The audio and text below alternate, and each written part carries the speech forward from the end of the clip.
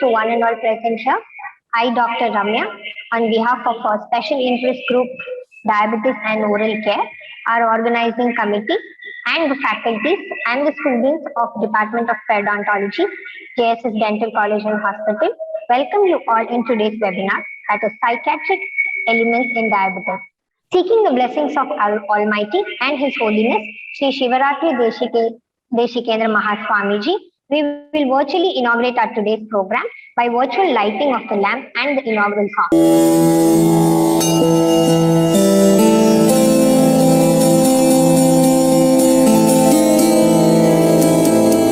Mrityunjayaya Rudraya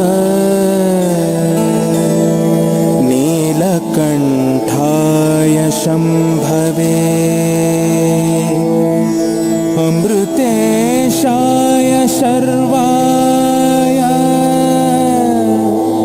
Mahadevaya Te Namaha.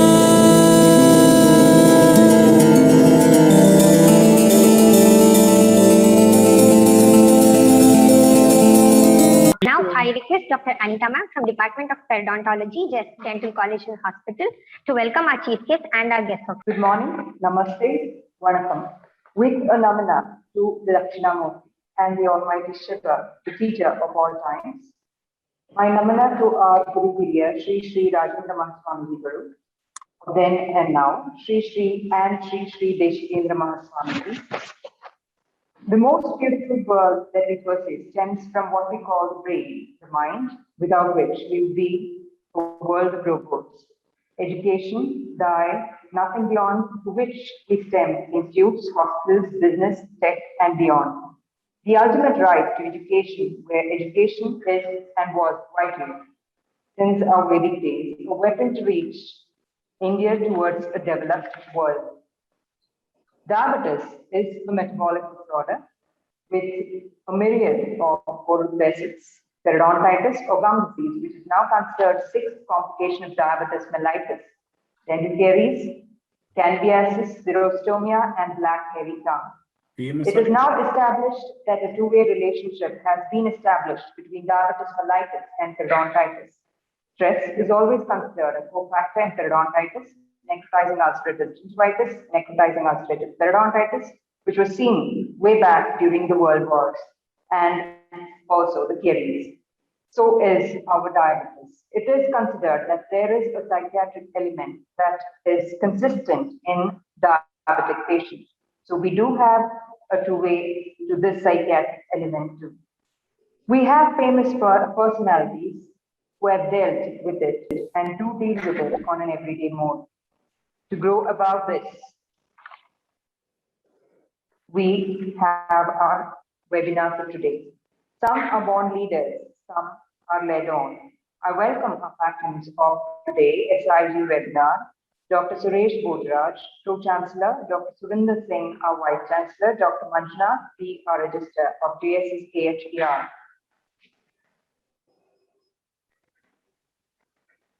I now welcome Mr. Pawan Ranga and his team at Mindful TMS, our chief guest and sponsors of today. Education takes a good and a big way. I welcome our Director of Education, Dr. Kushala Kasa, to have given me a millennium goal to our every endeavor in our diabetes and oral care.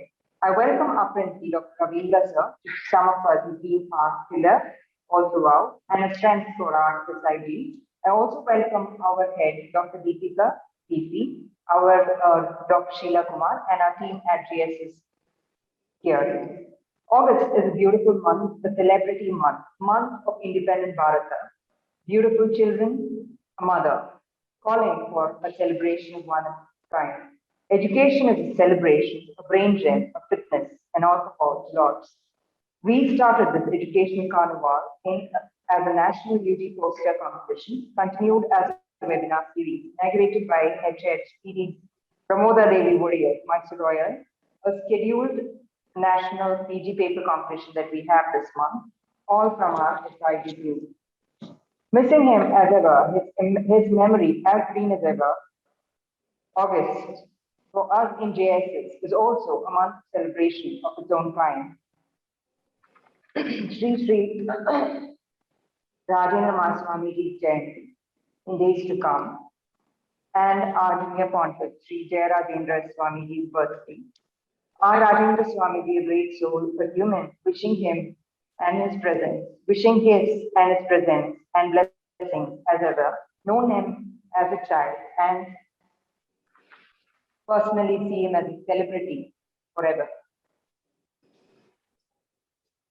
I welcome this August gathering here to our Dashavatar of Diabetes, psychiatric elements of diabetes, our faculty, our UG, our PG, and dentists, all alike. I welcome you all. Thank you, ma'am. I now request Dr. Sunil Chetty, sir, from Department of Conservative Dentistry and Endodontics to give an introduction on special interest group diabetes and oral care. Thank you, Dr. Ramya. Seeking the blessings of His Holiness Jagat Guru Sri Shivratri Deshikendra Mahaswamiji, it is my privilege and honor to introduce and brief everybody about our special interest group, Diabetes and Oral Health Care. It was formed under the genesis of JSS Academy of Higher Education and Research on 29th September 2020 under the guidance of our beloved principal, Dr. Ravindra, and our dynamic group leader, Dr. Anita Supapa, with chief coordinators, Dr. Prasanna Kumar, Associate Professor, Department of General Medicine, Dr. Tejashri, Professor and Head, Department of Microbiology, Dr. Sheila Kumar Gujari, Professor, Department of Periodontics. And in this special interest group, we have members in other departments such as community medicine, biochemistry, pharmacology, public health, dentistry, endodontics, and even faculty from the Department of Pharmacy.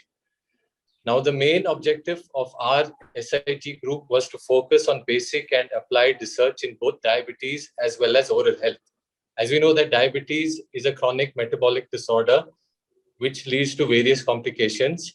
Our main role was to concentrate them both in oral health as well as diabetes. As part of that, we have been conducting webinars, CD programs, oral screening camps in both JSS Dental College, SS Nagar, as well as JSS Multi-Specialty Hospital, Agrara. We hope that this research can be translated into a clinical application, after which we will obtain external funding and therefore emerge as a center of excellence. So with these few brief words, I would like to hand it over to Dr. Ramya. These are the two centers that we have. One is in the Department of Periodontics, JSS Dental College and Hospital, SS Nagar, and the other one is in the Department of Dental Sciences, JSS Multi-Specialty Hospital, Agra. This is the places where we have those units. Thank you. Thank you, sir. As ma'am has already earlier mentioned about Mindful TMS. So Mindful TMS has evolved as a reliable treatment option, which has no side effects and has helped thousands of patients who were looking for a unique and proven approach to beat depression, OCD, anxiety, and other neurological problems. So now I request Dr. Sumuk to play a video.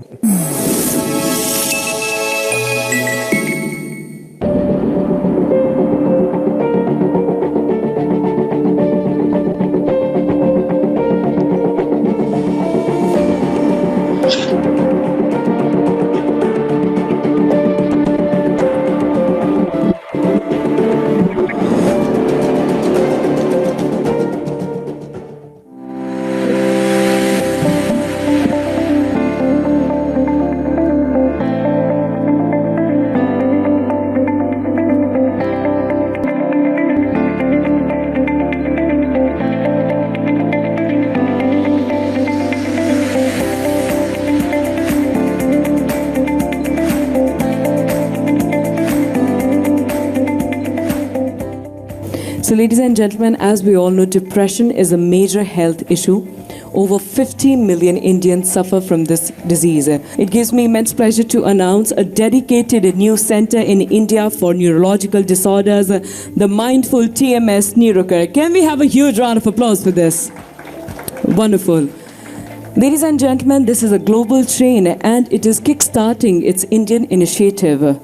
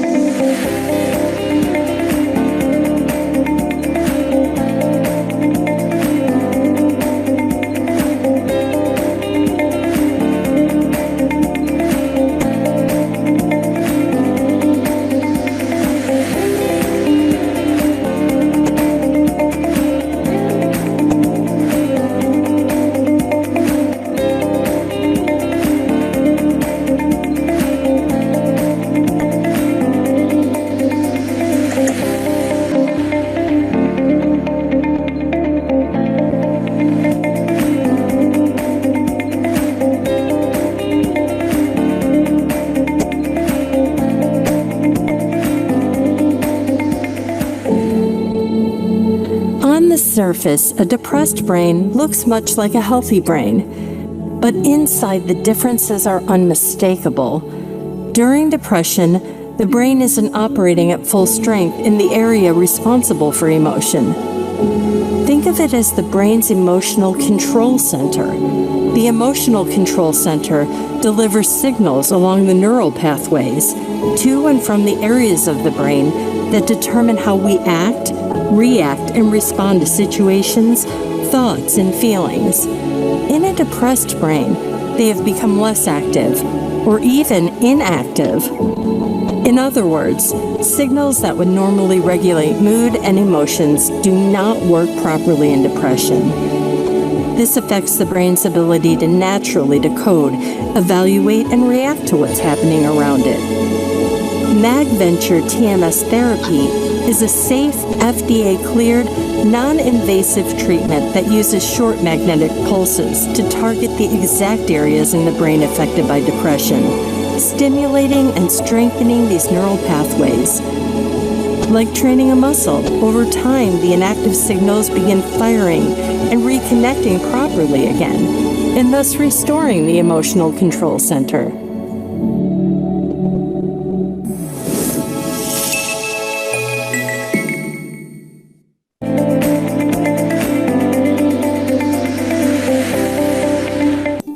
I am Pranisha Khurana. I have done bachelor's in English honors. I was suffering from depression since 6 years.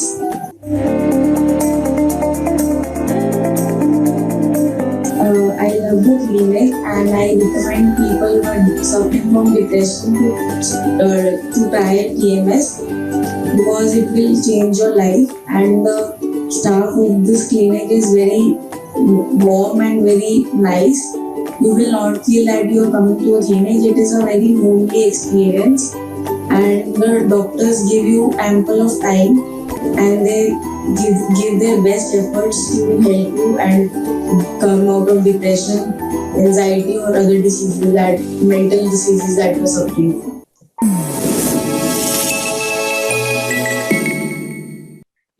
Thank you, Dr. Sumukh. So now moving on, we have our chief guest for today, Mr. Pavan G. Ranga, sir. We are really grateful to have you, sir, today. So now I request Dr. Anita ma'am to introduce our chief guest. Business group with interests in fragrance, FMCG, natural extracts, aerospace, and healthcare. He's the director of N. Rangarao and Sons Private Limited, the makers of Cyclopure Agarbattis, the world's largest incense brand. He founded Rangsons Electronics, which is the leading electronics design and manufacturing company. He also founded Rangsons Aerospace, which is the pioneer in developing product technology in airborne satellite communications and thermal management systems. Mr. Pavan has had the honor of being ranked 26th in the most influential people globally in the electronics manufacturing industry in the survey conducted by the renowned research organization Venture Outsource. He serves on the boards of several companies, to name a few: Ripple, Mindful TMS, Neurocare, and Sensopt Technologies. He has been fostering technology built up in the country through strategic business initiatives and investments through venture capital and private equity funds. Presently, he serves as the vice president of CII. He has been a prominent member of several associations such as Young Presidents Organization, Roundtable, SMTA, and IPC. He is also part of the advisory committee of the newly launched Karnataka Digital Economy Mission, an initiative sponsored by the government of Karnataka. He's also a philanthropist, and he's a part of various initiatives such as the RMSD, a non-profit residential school of visually challenged girls, and was instrumental in establishing a training center for the disabled. He is also a co-owner of Mysore Warriors, a franchise of KPL. Mr. Pavan Ranga has strong academic foundation with his bachelor's degree in industrial engineering from Sri Jaichamarajendra College of Engineering and MBA from Illinois Institute of Tech, Chicago, and has attended an executive management program at Harvard Business School. Mr. Pavan is an avid wildlife photographer, and is also passionate about tennis, yoga, and trekking. Pursuing his interests, he has trekked up Mount Kilimanjaro and the Mount Everest Base Camp in Nepal. Mr. Pavan Ranga lives in Mysore. I have known him since my childhood, during the best part of our school, the club of the same classrooms, a fitness freak and ace at cricket and football. Oh, on a jovial side, many wanted him to be kidnapped for all that he has. Well, we would like to borrow your business acumen and thank you for sponsoring this webinar. I welcome you, Mr. Pavanji Ranga. First of all, thank you, Dr. Anita, for introducing me. I didn't realize my introduction was that long. But you know, I like all introductions, I think it's a bit more glorified than I actually am. I'm just a very happy Mysorean. And you know, I'm very thankful to start with. I want to thank JSS Academy of Higher Education and Research for giving us an opportunity to be part of this wonderful learning platform. You know, we've been in Mysore for several years, and people know us for Agarbattis, people know us for Mysore Warriors, and several other initiatives that we take. But I want to really share how Mindful really came about as an interesting part of our business group.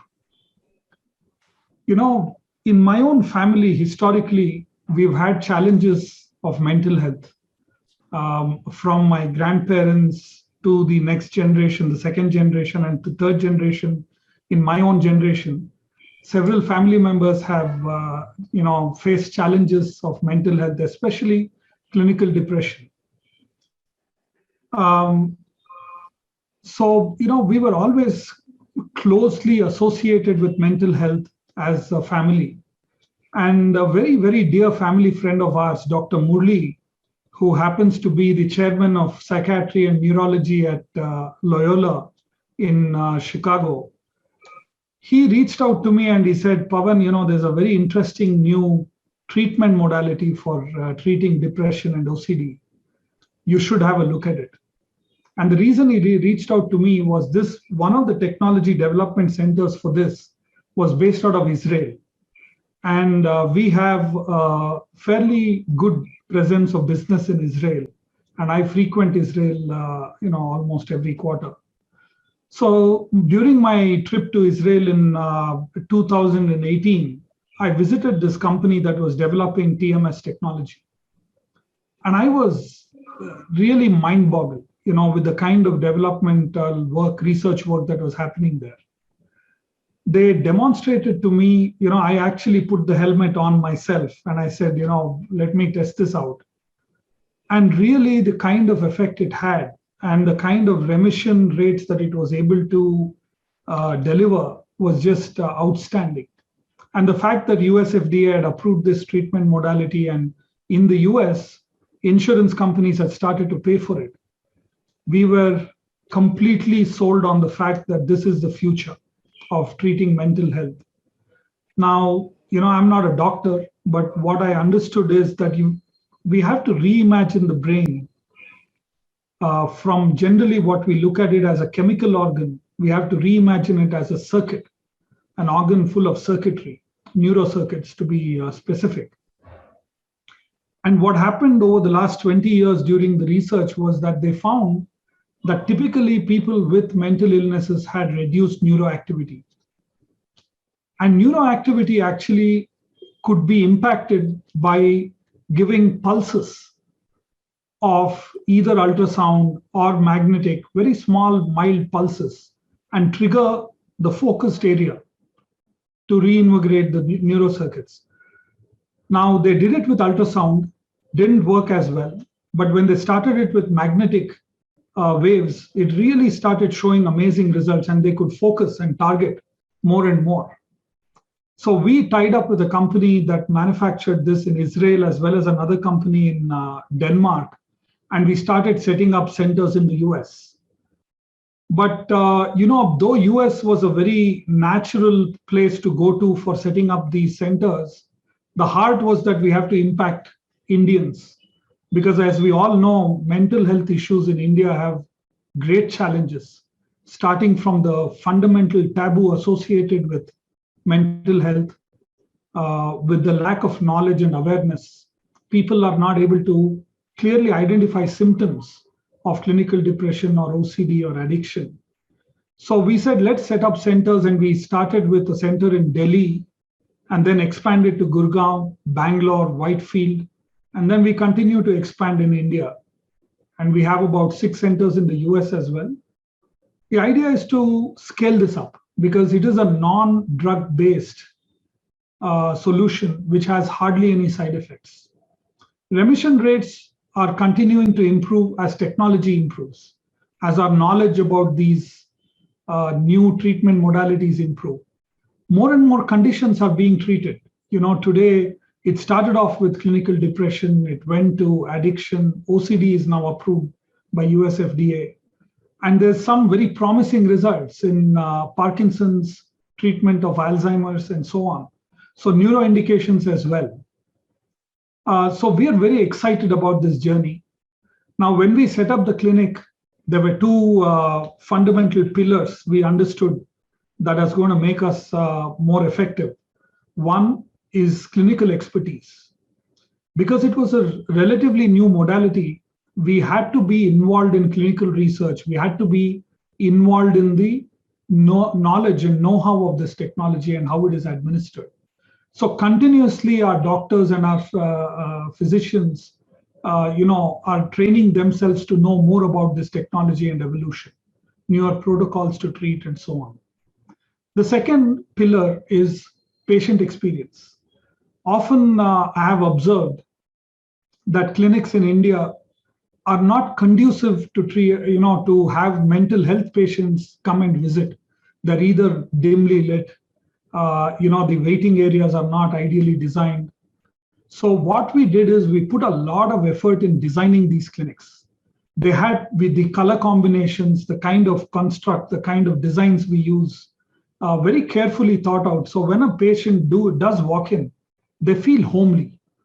The clinic is run very professionally, very systematically, but there is a very homely feeling and warmth in the clinics. Now, with this clinical expertise and the ability to deliver patient experience, we really have done exceedingly well in the last 3 years. We already have 10 centers between India and US. I'm very proud to say that we as a group from Mysore, we are the only global TMS chain in the world. And we plan to expand into other areas, into larger footprints in India and abroad as well. And for me today, it's a great honor to be here sharing my thoughts about the journey of mindful TMS and TMS itself. And I think it is going to impact more and more in terms of, I'm very glad to know from Dr. Anita that, there is a connection between diabetes and mental health and diabetes and oral health. And so I think a lot of these healthcare verticals and streams are interconnected. And we are very, very happy if we can impact positively more and more patients through this. So once again, I want to thank everyone here, Dr. Kushalappa, Dr. Suni, Dr. Kusumok, Dr. Anita, my friend, my classmate from school, and of course, our own Dr. Sandeep Govil for agreeing to come here and share his thoughts on this subject. I want to thank everyone. Please feel free to reach out to me if you have any questions regarding TMS modality or the business part of it. Thanks again, and an honor to be part of this. Thank you. Thank you. Thank you, Mr. Pavan. I think it's a good onus for all of us, since we know that a lot of psychiatric medication are also carcinogenic. I think he's done a good job at launching his mindful TMS. I think he's doing an onus of support to the society where he can also give a parallel treatment to it. Thank you, Mr. Pavan Ranga, and thank you for agreeing to sponsor it mainly. Thank you.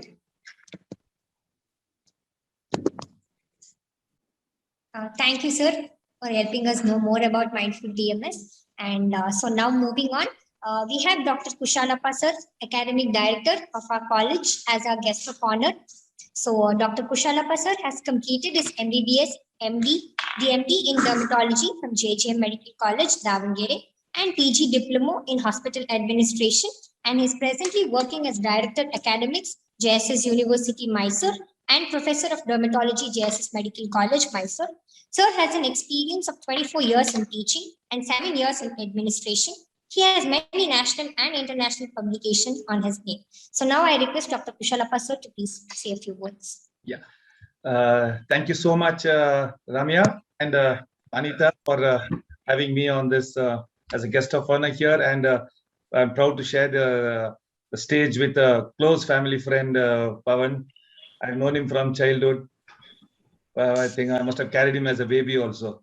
That long is our association. And I'm happy to share the stage with Dr. Sandeep Govil, who will be giving his expertise to you all. Thank you, Anita, and thank you from the Dental College and your SIG group, your whole group, for having called me over.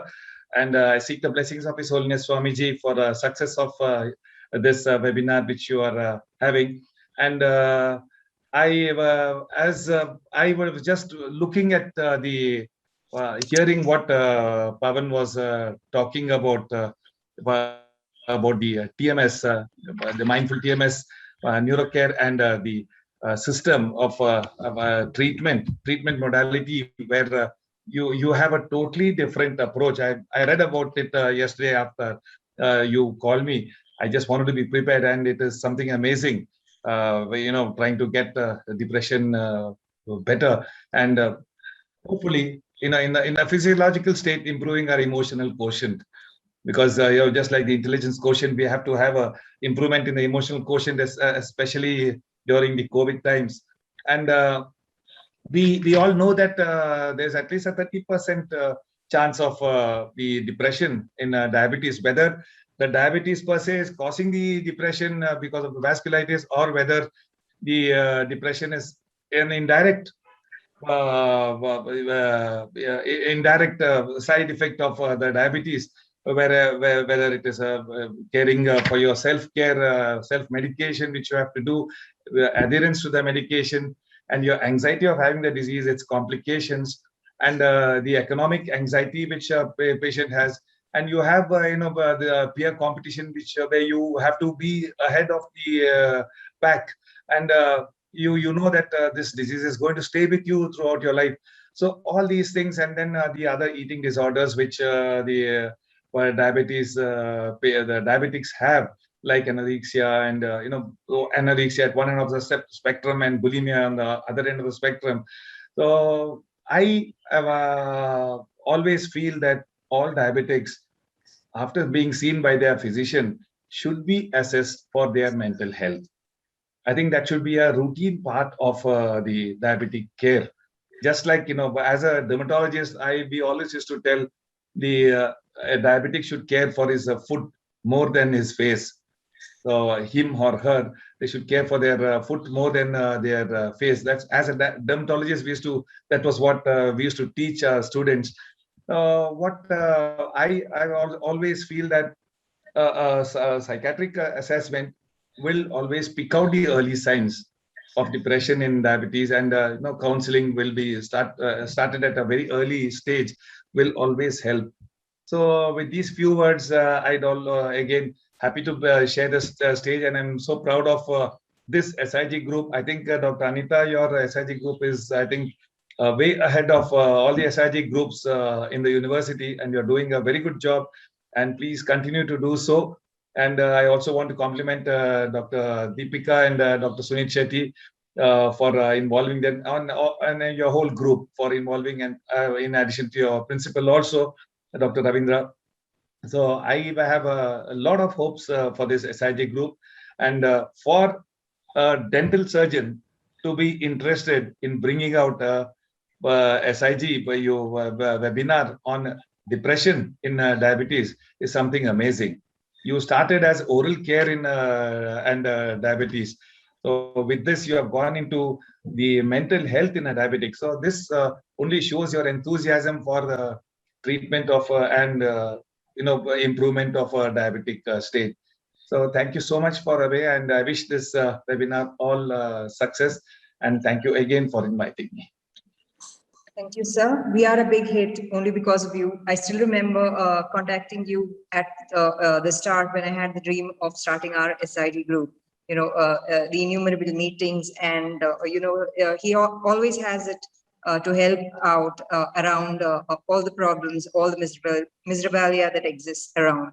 You're right, sir. We have a COVID scenario that is prevailing, and we have a diabetic protocol, a diabetic illness that is very difficult to or brittle to handle during our COVID scenario. And we also have oral complications with this, like you said. So the psychiatric element is also there. And this mindful TMS would probably help us grow into a world of better mental fitness. Thank you, sir. Okay, so now we come to the end of the inaugural program for today. I request Dr. Sumit sir to please give away the vote of thanks. Thank you, Ramya. First of all, I would like to express our deepest gratitude to today's chief guest, Mr. Pawan Ranga. Thank you, sir, for sponsoring today's event and for the immense work that you have been doing in your foundation. My warm and hearty thanks to today's special guest, Dr. Kunalappa, Director Academics, DSS AHR, for his continued support and guidance always. My sincere thanks to today's eminent guest speaker, who were all eagerly waiting to hear from, Dr. Sandeep Govil. Thank you, sir, for accepting our invitation, and we hope to see you in the future too. Last but not least, I would like to thank all the participants who have registered for this webinar. And most importantly, I would like to thank the technical team by Dr. Sumit. Thank you one and all, and have a nice day. Thank you, sir. So with that gratitude being expressed, thank you, sir. Thank you, dignitaries and the delegates for joining us with this for the inaugural program. We'll start with our speaker shortly after the national anthem. So I request all of you to please stay back. I request everyone to please stand up for the national anthem. Thank you. Jana Mana Adhinayaka Jaya He Bharat Bhagya Vidhata Punjab Sindh Gujarat Maratha Dravida Utkal Vanga Vindhya Himachal Yamuna Ganga Uchchal Jaladhi Taranga तव शुभ नामे जागे तव शुभ आशीष मागे गाहे तव जय गाथा जन गण मंगलदायक जय हे भारत भाग्य विधाता जय हे जय हे जय हे जय जय जय जय हे. We now move on to our scientific session. Okay, psychiatric elements in diabetes. To guide us on this topic, we have our speaker for today, Dr. Sandeep Govil sir. Dr. Sandeep Govil sir is a gold medalist with 4 gold medals in his MBBS. He is a philanthropist at heart, pro-patient and a passionate professional. He received his first degree from a reputed and prestigious government medical college, Ballari, Karnataka. Trained by one of his finest professors of psychiatry, his post-graduation comes from the Institute of Human Behavior and Allied Sciences, which is a world-renowned institute of mental health, which is involved and is influential in taking the revolution of mental health to common man. So now I request sir to start off with this presentation. So good morning. Thank you so much for honoring me, and with all the due respect and gratitude to the honorable guest and the members of the team who give me this honor to talk about this issue of the the psychiatric illnesses in the diabetes. So we at the Mindful, I'm psychiatrist working at the Mindful, and we at the Mindful are pioneering in the new ways of treating the psychiatric disorders. And this is diabetes and psychiatry. So the diabetes and psychiatric illnesses and treatment are so well associated, and there are so much of the need to be understood and remembered and analyzed, because that is for the welfare of the patient suffering with diabetes, as the complications could be life-threatening. So we here on start with the diabetes. and the psychiatric illnesses. So other than it cause major problems associated with the each disorders. Diabetes in a younger age, we all know, hold back many of the adolescents from performing the normal of the activities. The guard, the cognition needed to care for a diabetes need much more. So let's understand it one by one disorder in psychiatry.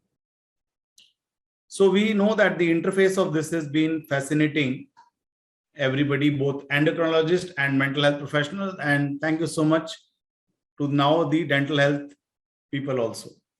Diabetes and psychiatric disorders share a bidirectional association, both influencing each other in multiple ways. The interaction, they can lead to the etiopathogenesis, clinical presentation, and the management. So management of psychiatric illnesses influencing the diabetic management, and the management of diabetic medicine troubling the psychiatric illness and their management. However, the issue is not been much studied in India. So the long back, the Thomas Williams speculated that the diabetes is nothing but caused by the long sorrow and the other depression. So diabetes, it's not that the Mental Health Association, it has been said long back that it's basically a caused by the long sorrow and the depression. The Maudsley also say the diabetes is present in the families where the insanity prevails. So from the very beginning, the diabetes and psychiatric illnesses have been correlated by the legendary professors of the medicine. Now we all know the insulin coma therapy is much way before we come to the electric shock and now the TMS. So it will be the patterns of co-occurrence can be that both can present as a independent condition.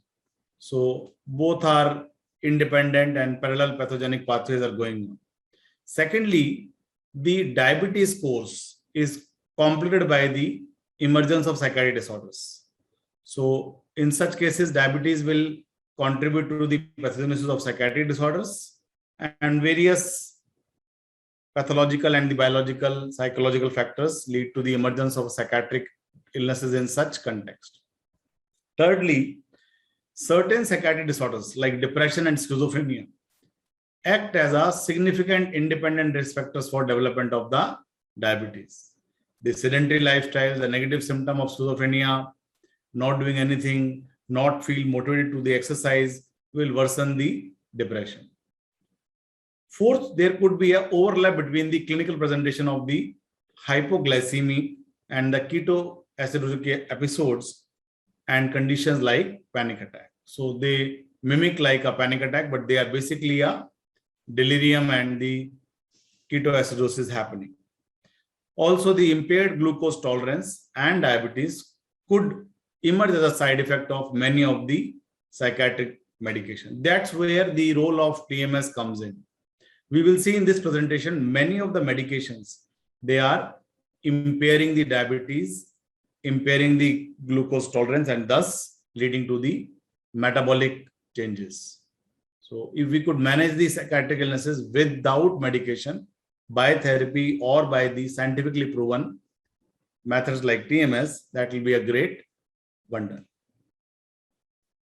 So that's what is that many of the substance abuse like tobacco, alcohol, they alter the pharmacokinetics of many hypoglycemic agents. So if at all I take cigarette and gutkhas, so whether my diabetic medication is effective or not, that is very difficult to say.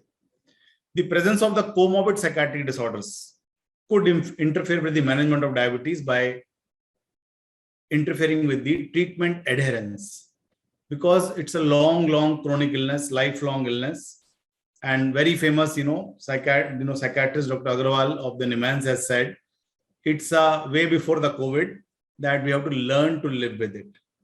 So we have to learn to live with the diabetes. That is the basic rule of diabetes, what we call now calling for COVID.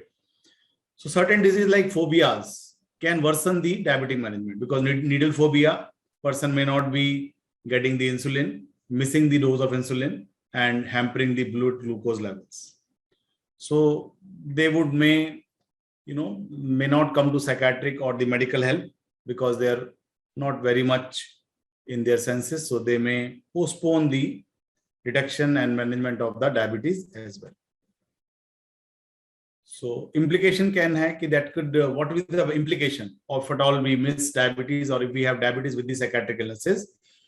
That impaired quality of life, increased cost of care, poor treatment adherence, poor glycemic control, as evidences by the elevated HbA1c level, increased emergency room visits because of diabetic ketoacidosis, and the higher frequency of hospitalization and higher rates of the absenteeism. So this is a co-occurrence of psychiatric illness with diabetes does so much dysfunction to the patient of diabetes mellitus.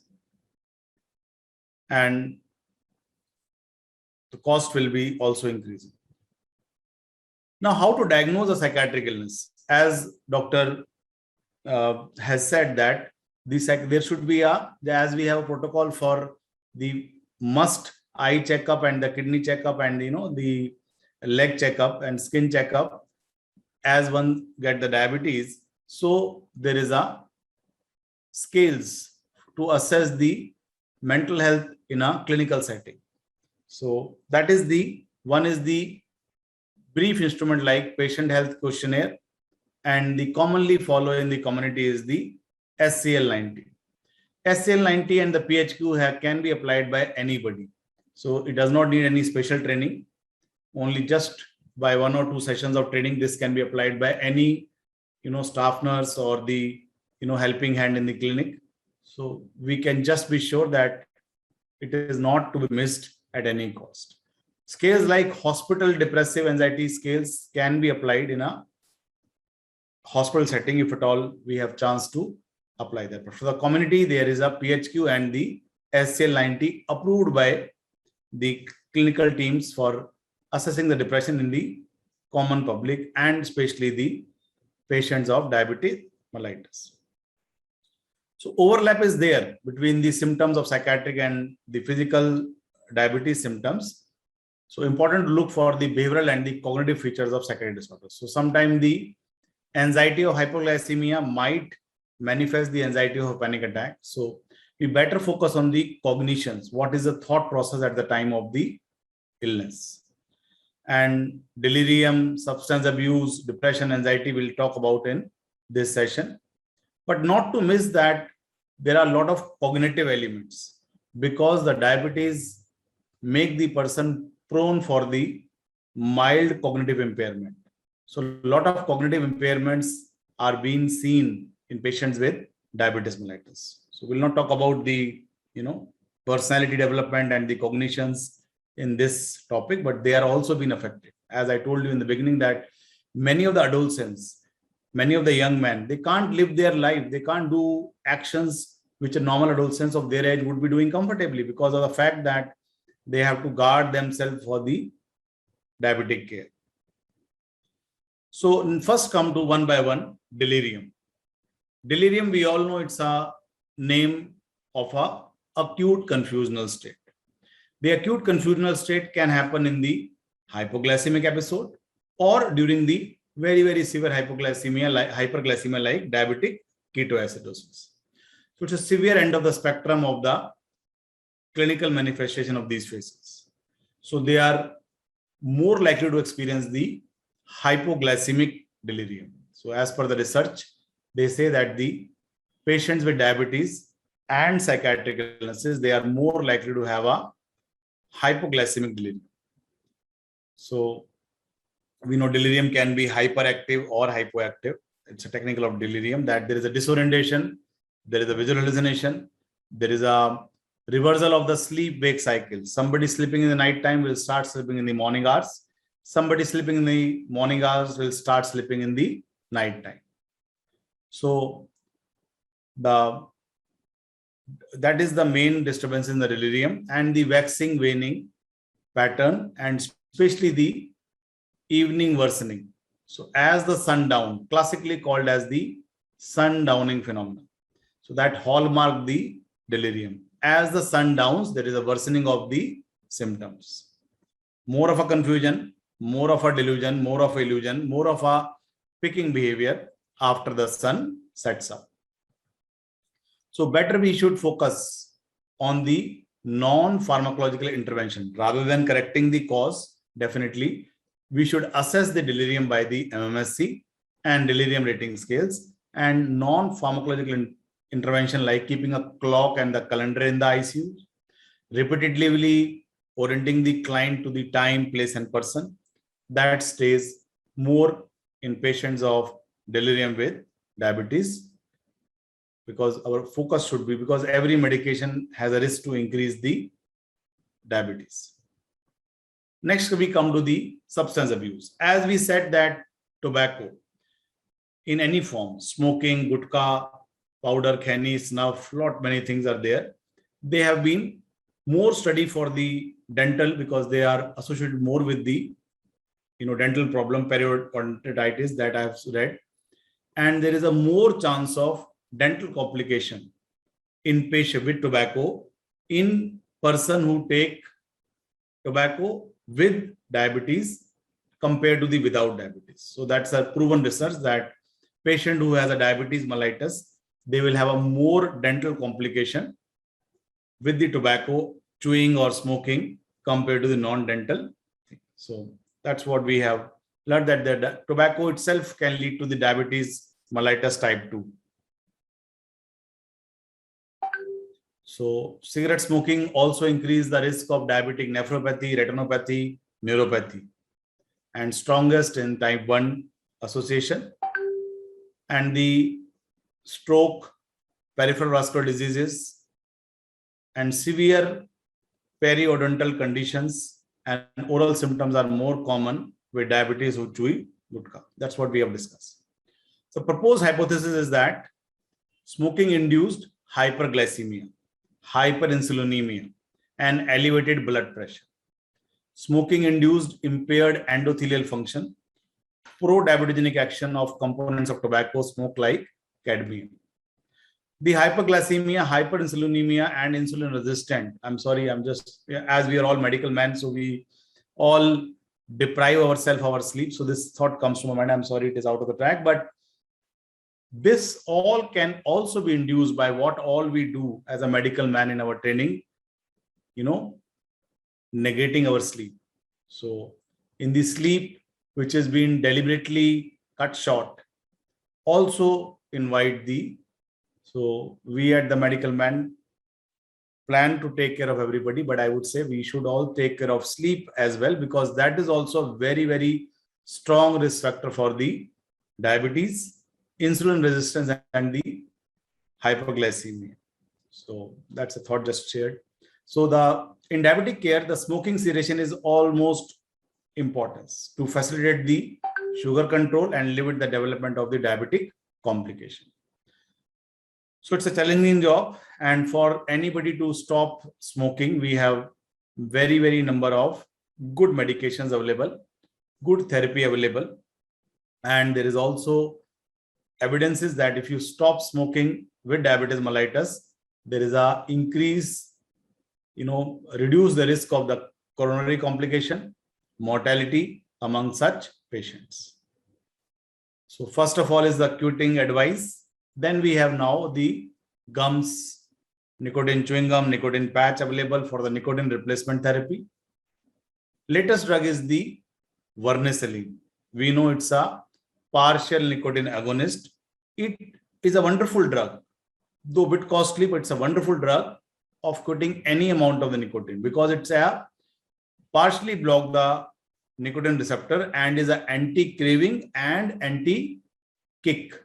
So person who takes nicotine on it will not have the pleasure. So he will not waste his money on taking the tobacco, and there will be also anti-craving. So it's a unique combination of the anti-craving and anti-kick drug is the vernicillin.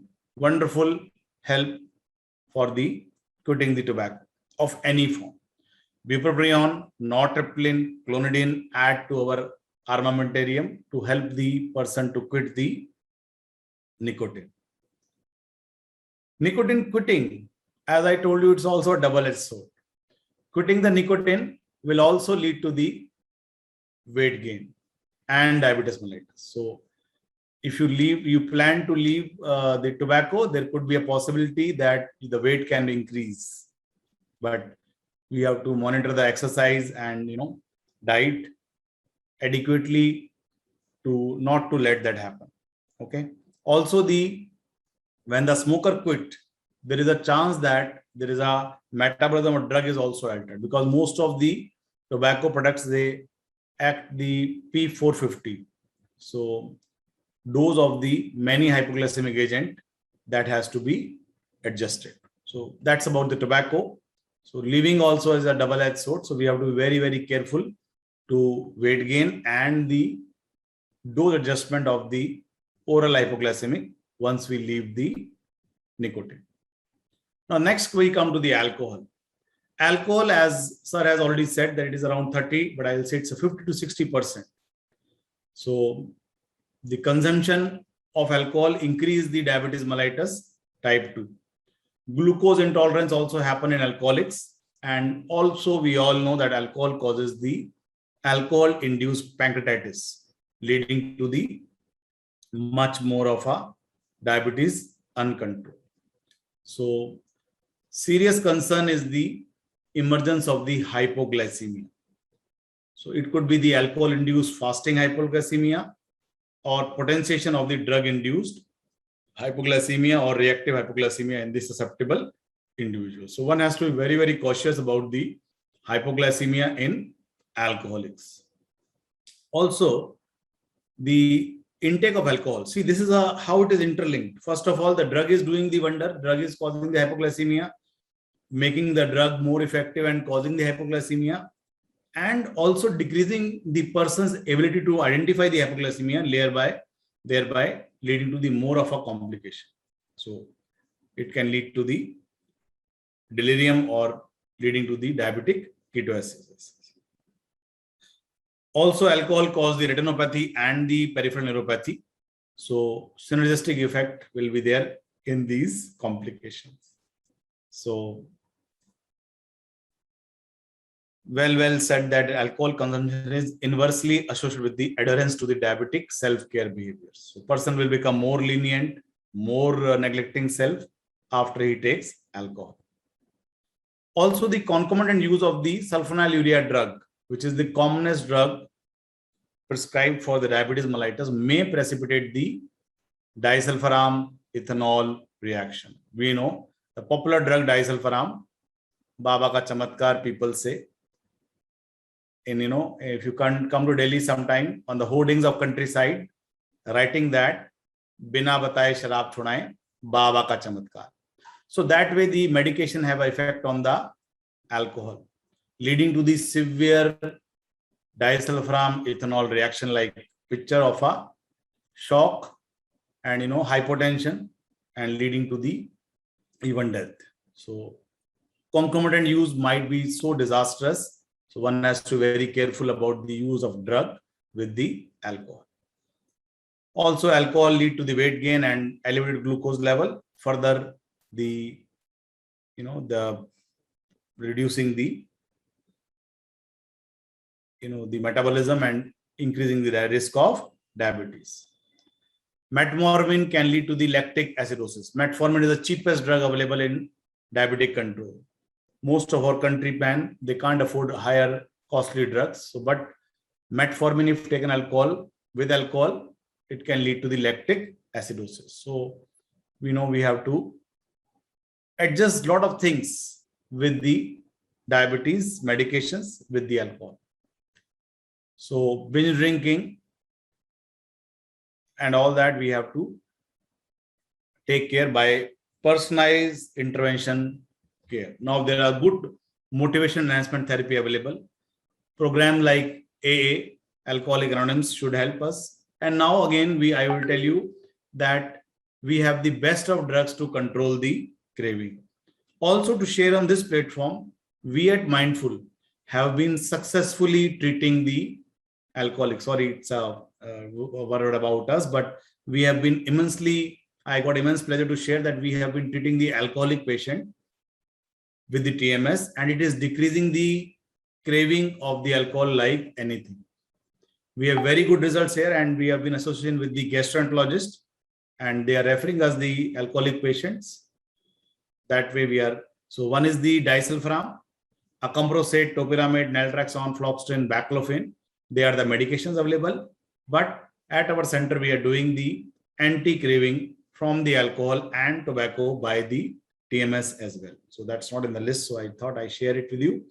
So that's a wonderful treatment. It is that without any medication, we can control the craving of the alcohol, because alcohol, we all know, spoiled the families. Okay. So now we come to the depression. As sir has already told, that depression is basically a co-occurrence. Depression leads to diabetes, and being diabetic made me depressed. So 50 to 100% is a risk of depression in patients with the diabetes. So increased complication, increased mortality, increased health cost. So as we already said, it's a bidirectional causal association. So it is a causal role as well as the emergence of diabetes. So meta-analysis has reported that diabetes depressed patient is a 60% chance of developing a diabetes. We already have learned that depression can worsen the coronary artery disease. So also the diabetes can have a non-severe depression, severe depression, and many of the untreated depression. So it's a both way. So diabetes is a depressogenic and depression is a diabetogenic. We can say that.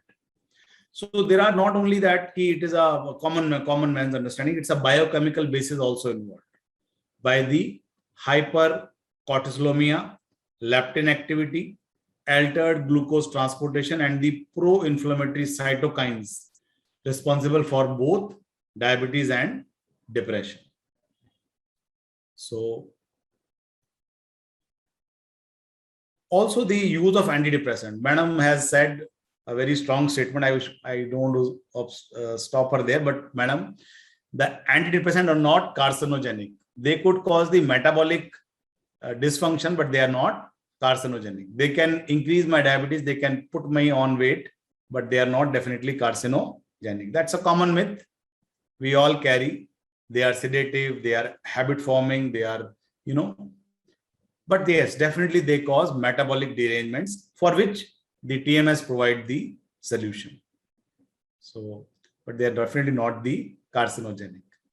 So these are all the factors that the bipolar disorder also has many association with the diabetes because of poor diet, habitual inactivity, excessive nicotine use, and psychotropic medication used for treatment of bipolar can also lead to diabetes mellitus. So as we already discussed that they commonly use the medications we use they can also lead to depression. So long-term use, they definitely cause the metabolic change, weight gain, we agree for that. That is why the TMS is a safe, slimmy, trimmy solution without any metabolic side effect and without any long-term complication and side effect of the medication. Here we provide the answer with TMS. So that's why we all know that there is in 1960, there is something called as phenothiazine diabetes. Diabetes, weight gain with olanzapine, clozapine, the medications to control the schizophrenia is a well-known entity. So they altered the metabolic and the cardiovascular side effect we all are aware of. So that is what we have discussed, that there are increased weight gain, impaired glucose tolerance, and we should prefer the guidelines also say for mild to moderate depression, better we prefer the non-pharmacological interventions such as cognitive behavioral therapy and interpersonal therapy, combination with the pharmacotherapy and now the TMS or TDCS for that matter. Now, anxiety also is a risk factor for the diabetes. So that gives us an immense thought that yes, what sir has been telling, that we must screen every diabetic for psychiatric illnesses because there is a high prevalence for depression, substance abuse, anxiety, and we'll learn the cognitive disorders and the personality, some profiles. And so this is the anxiety can have a correlation with the HbA1c levels. Prevalence of GAD is also higher in patients, 3 times higher. Please mind, figure is not 1 time, 2 times, it is 3 times higher than that of a general population. Rates of panic disorder, OCD and PTSD are within the range. Relationship has not been much explored, but the needle and the injection phobia and phobia of the hypoglycemic episode. So I'm always fearful. I may not have hypoglycemia. So I might miss my insulin dose. I might miss my medication, leading to the chronic state of hyperglycemia. I am always been into and leading to many complications of the diabetes. So my apprehension, my anxiety of hypoglycemia make me prone for living in a hyperglycemic phase. Symptoms of anxiety and the hypoglycemia are common. We know anxiety, tremor, tachycardia, confusion is both common in the anxiety and the hypoglycemic episodes. So the chronically anxious individual, they may fail to perceive the initial signs of hypoglycemia and they may confuse it with the anxiety, leading to the severe brain damage or hypoglycemic complications. Again, the medications like SSRI, benzodiazepine, beta blockers, they interfere with the glycemic control and impending the hypoglycemic episode. Last come the most common, the disastrous illness of psychiatry, the schizophrenia.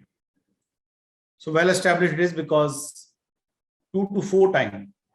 Again, the association is not only 1 or something, it is 4 times the general population. Family history of is also high. So there is also appears to be a genetic loading for schizophrenia and diabetes together. As we say that the mortality in schizophrenia is much higher with the patients with diabetes and diabetes alone. Schizophrenia is associated with the impaired glucose tolerance and the insulin resistance. Prevalence of impaired glucose tolerance in a patient with schizophrenia may be as high as 30%. And we have learned it is both genetic and the environmental factors like physical inactivity, poor diet control, poor health care, and antipsychotic medicine are some of these factors which make the patient of schizophrenia susceptible for being diabetes. Also, there are reports which says that schizophrenia is a independent risk factor for diabetes. So non-adherence is a tuning of 50%. So obviously there will be a management complication and implication for such individuals. Another important is that treatment adherence. The psychological, cognitive, emotional issues, they complicate the management. So the poor diabetic care and poor adherence will make the illness. Okay. So self-management is a essential component of diabetes care. So better utilization of the healthcare, better focused on the psychological approaches for the management of psychiatric illnesses and the approaches which does not involve much of a medication like TMS or TDCS or some methods by which we can manage the psychiatric illnesses without much of a medication. That should be thought of. Diabetes, we all know, is if you say there's a tabletop, education of diabetes is a tabletop with a 4 pillar. They say it's a exercise, diet, monitoring, and medication. So these are the 4 legs of that table whose tabletop is the education. So diabetic education is a must for every patient. And so that is all the references for which what I've talked number wise. And we have this is about us. that it's been a serious illness. Just give us 2 minutes to tell us. So we are going to be soon the depression capital of the world. So we at the Mindful TMS taken this stand to treat this modality of depression with the latest technology, which has least of side effects. So this is a comparating table. The medication, we have learned there is a weight gain, there is a dry mouth, insomnia, anxiety, appetite changes, migraine, sexual issues, and so on. In TMS, there is none of that.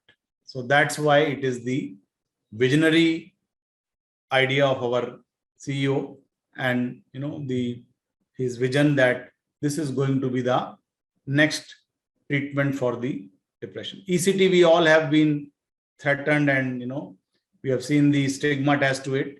So this work like a ECT only. So TMS actually is based on the principle that magnetic waves generate the electric current. So we generate the desired electric current at that area of the brain which is required by the technology called TMS.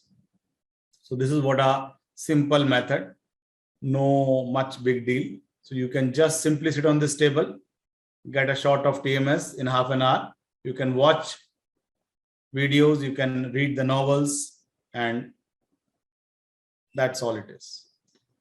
So this is just activating the brain circuit which is not being activated by the technology, which is a drug-free, side effect-free. And typical course is about 5 to 6 weeks, because we have to do about 30 sessions based on the requirement. And each session is about 19 minutes. So remission rates are much, much higher. So the research says it is 50%, 70%. We at our center in our Delhi and the Gurgaon center claim it to be 90%. We shared our research with the AIIMS also, and the results are amazing. So approved treatment are for the addiction, bipolar, OCD, anxiety, depression, and somatic pain. So that's all. We are a global chain, as sir has already discussed and told, soon covering the whole globe. And we try to give the trust and the personalized care program at this our center. So this is what we are: effective, minimal side effect, personalized, convenient, and relationship. So thank you so much, madam, for giving me the opportunity to participate in this group. It's a long association with the JSS. Long back when I was in Ballari, I used to play, but that's a great honor meeting JSS staff at this platform. Thank you so much, ma'am. Thank you, sir. That was a great presentation. Well, as you said, the tree of diabetes seems to be growing bigger and branching all along, right from starting from polydipsia, polyuria, polyphagia to all the oral changes and the COVID scenario, making it very difficult and brittle to monitor. And as sir specified, the combination of tobacco with diabetes, that is the complication that arises or leading on to diabetes, also is a kick factor for keeping those things in mind. And also the NRT therapy that he recommended, the depression and the diabetes, which share the bidirectional complication of periodontitis, bidirectional association, like we have the periodontitis and diabetes. We also have a complication of CVD in periodontitis, just like we have it in diabetes. So it is more so an interdisciplinary handling is what is required, the need of our for handling a COVID or a diabetic scenario.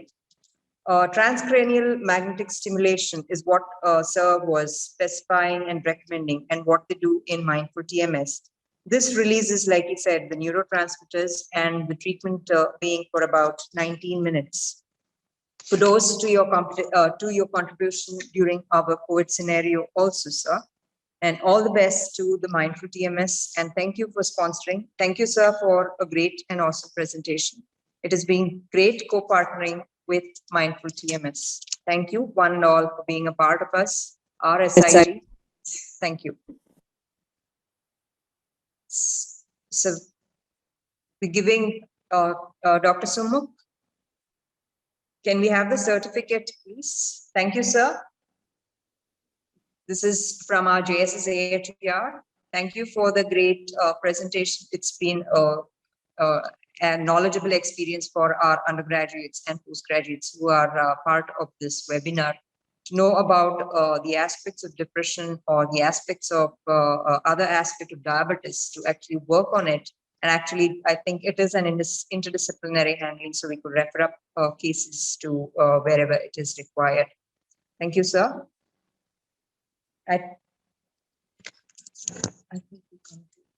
I think we come to an end of this road of diabetes and the psychiatric elements.